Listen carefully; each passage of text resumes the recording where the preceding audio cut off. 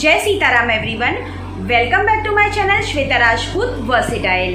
तो भक्तों, आज की इस वीडियो में मैं आपको बताने जा रही हूँ कि माता सीता ने अपने ससुर अर्थात भगवान श्री राम के पिता अर्थात राजा दशरथ का पिंडदान किया था। तो आइए जानते हैं कि कैसे किया था और क्यों किया था, और माता सीता ने उस पिंडदान के दौरान किसे श्राप दिया था और किसे वरदान दिया था और क्यों दिया था, इसके बारे में जानकारी देने जा रही हूँ। तो कृपया करके ये वीडियो ध्यानपूर्वक देखिएगा और सुनिएगा, और कमेंट बॉक्स में कमेंट करिएगा जय श्री राम, जय सीताराम। तो चलिए वीडियो बिना विलंब के स्टार्ट करते हैं। भक्तों, हिंदू धर्म में पितृपक्ष के दौरान पिंडदान का विशेष महत्व होता है। पितृपक्ष में पूर्वजों की आत्मा की शांति के लिए श्राद्ध और पिंडदान किया जाता है, जिससे पूर्वजों के आशीर्वाद से वंश तरक्की करता है। वैसे तो पिंडदान का अधिकार बेटे का होता है, लेकिन मर्यादा पुरुषोत्तम श्री राम ने अपने पिता दशरथ का पिंडदान नहीं किया था। वाल्मीकि रामायण में सीता माता द्वारा पिंडदान देकर राजा दशरथ की आत्मा को मोक्ष मिलने का संदर्भ आता है।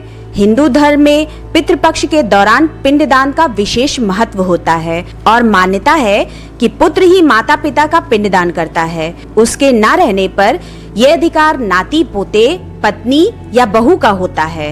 वाल्मीकि रामायण में जिक्र है कि सीता ने राजा दशरथ का पिंडदान किया था और राजा दशरथ की आत्मा को मोक्ष मिला था। भक्तों, गरुड़ पुराण में कहा गया है कि पितरों के निमित्त किए जाने वाले श्राद्ध पूर्वजों के प्रति श्रद्धा को व्यक्त करने के लिए होते हैं। पूर्वज आपके भोजन के नहीं, श्रद्धा भाव के भूखे हैं। शास्त्रों में श्राद्ध का पहला अधिकार पुत्र को दिया गया है, लेकिन जिस परिवार में कोई पुत्र नहीं है, उस परिवार की कन्या पितरों के श्राद्ध को अगर श्रद्धा पूर्वक करती है और उनके निमित्त पिंड दान करती है, तो पितर उसे स्वीकार कर लेते हैं। इसके अलावा पुत्र की अनुपस्थिति में बहू या पत्नी को श्राद्ध करने का अधिकार है।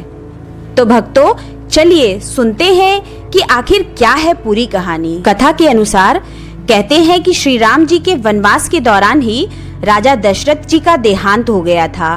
तब वनवास के दौरान ही राम जी अपने अनुज लक्ष्मण और भार्या सीता के साथ पितृपक्ष के दौरान श्राद्ध करने के लिए गया धाम पहुँचे।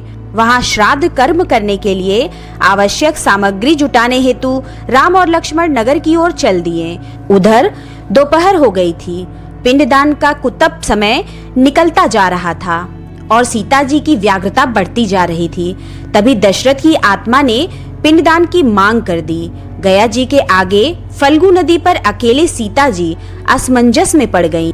माता सीता ने कौवा के साथ तुलसी, ब्राह्मण, गाय, फल्गु नदी, वट वृक्ष और केतकी के फूल को साक्षी मानकर बालू का पिंड बनाकर स्वर्गीय राजा दशरथ के निमित्त पिंडदान दे दिया। थोड़ी देर में भगवान राम और लक्ष्मण लौटे तो माता सीता ने कहा कि समय निकल जाने के कारण मैंने स्वयं पिंडदान कर दिया। बिना सामग्री के पिंडदान कैसे हो सकता है? इसके लिए राम ने सीता से प्रमाण मांगा। तब सीता जी ने कहा कि ये कौवा, तुलसी, ब्राह्मण, गाय, फल्गु नदी, वटवृक्ष और केतकी के फूल मेरे द्वारा किए गए श्राद्ध कर्म की गवाही दे सकते हैं। लेकिन कौवा, तुलसी, ब्राह्मण, गाय, फल्गु नदी और केतकी के फूल ये सब इस बात से मुकर गए। सिर्फ वटवृक्ष ने सही बात कही। तब सीता जी ने राजा दशरथ का ध्यान करके उनसे ही गवाही देने की प्रार्थना की। दशरथ जी ने सीता जी की प्रार्थना स्वीकार कर घोषणा की कि ऐन वक्त पर सीता ने ही मुझे पिंड दान दिया। इस पर राम आश्वस्त हुए, लेकिन इन सब गवाहों द्वारा झूठ बोलने पर सीता जी ने क्रोधित होकर उनको श्राप दिया कि फल्गु नदी, जा तू सिर्फ नाम की ही नदी रहेगी, तुझमें पानी नहीं रहेगा। इस कारण फल्गु नदी आज भी गया में सूखी रहती हैं। माता सीता ने गया के महाब्राह्मण को कभी भी संतुष्ट न होने और कितना भी मिले उसकी दरिद्रता हमेशा बनी रहेगी का श्राप दिया। इसी कारण महाब्राह्मण कभी दान दक्षिणा के बाद भी संतुष्ट नहीं होते हैं। समाज में उन्हें अछूत ब्राह्मण का दर्जा मिला हुआ है। माता सीता ने तुलसी को श्राप दिया कि वो कभी भी गया की मिट्टी में नहीं उगेंगी। ये आज तक सत्य है कि गया की मिट्टी में तुलसी नहीं उगाया जाता है। माता सीता ने कौवा को हमेशा लड़ झगड़ कर खाने का श्राप दिया था। कौवा आज भी खाना अकेले नहीं खाता है। गाय को श्राप दिया कि तू पूज्य होकर भी लोगों का जूठा खाएगी, और केतकी के फूल को श्राप दिया कि तुझे पूजा में कभी नहीं चढ़ाया जाएगा। वट वृक्ष को सीता जी का आशीर्वाद मिला कि उसे लंबी आयु प्राप्त होगी और वो दूसरों को छाया प्रदान करेगा, तथा जो पतिव्रता स्त्री तेरा स्मरण करके अपने पति की दीर्घायु की कामना करेगी उसको अखंड सौभाग्य का वरदान मिलेगा।